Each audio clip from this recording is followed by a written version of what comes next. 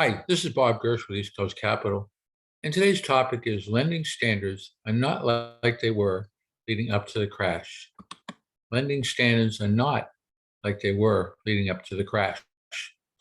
You might be worried we're heading for a housing crash, but there are many reasons why this housing market isn't like the one we saw in 2008. One of which is how lending standards are different today.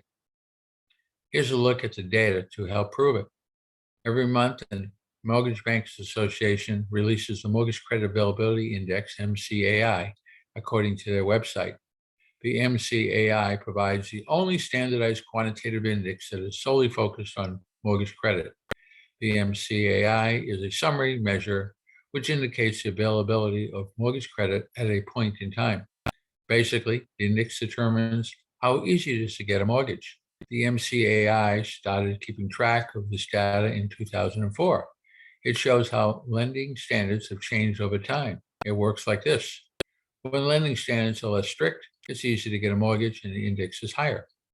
When lending standards are stricter, it's harder to get a mortgage and the line representing the index is lower. In 2004, the index was around 400, but by 2006, it had gone up to over 850. Today, the story is quite different. Since the crash, the index went down because lending standards got tighter. So today, it's harder to get a mortgage. Loose lending standards contributed to the housing bubble. One of the main factors that contributed to the housing bubble was that lending standards were a lot less strict back then. Realtor.com explains it like this. In the early 2000s, it wasn't exactly hard to snag a home mortgage. Plenty of mortgages were doled out to people who lied about their incomes and employment and couldn't actually afford home ownership. The tall peak indicates that leading up to the housing crisis, it was much easier to get credit, and the requirements for getting a loan were far from strict. Back then, credit was widely available, and the threshold for qualifying for a loan was low. Lenders were approving loans without always going through a verification process to confirm if the borrower would likely be able to repay the loan. That means creditors were lending to more borrowers who had a higher risk of defaulting on their loans. Today's loans are much tougher to get than before. As mentioned, lending standards have changed a lot since then. Bankrate describes the difference. Today's lenders impose tough standards on borrowers, and those who are getting a mortgage overwhelmingly have excellent credit. If you look back at the data, you'll notice after the peak around the time of the housing crash, the line representing the index went down dramatically and has stayed low since. In fact, the line is far below where standards were even in 2004 and is getting lower.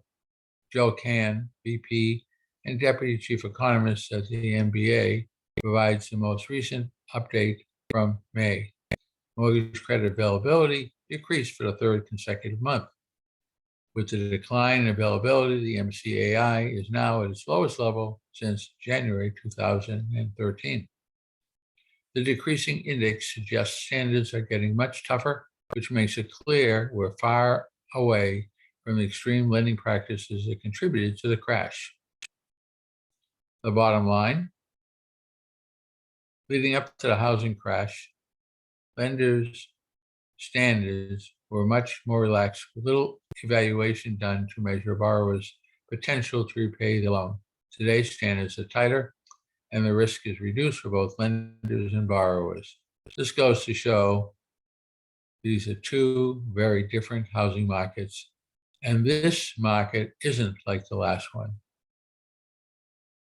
This is Bob Gersh with East Coast Capital. We do this blog, video, and podcast Monday through Friday at AskBobGersh.com. If you have any questions, best way to reach me is through AskBobGersh.com. If I can be of any service, just reach out. If you do see me at the local coffee shop, tap me on the shoulder, let's sit down, have coffee, and talk about what you'd like to talk about. Have a great day, a great rest of the week.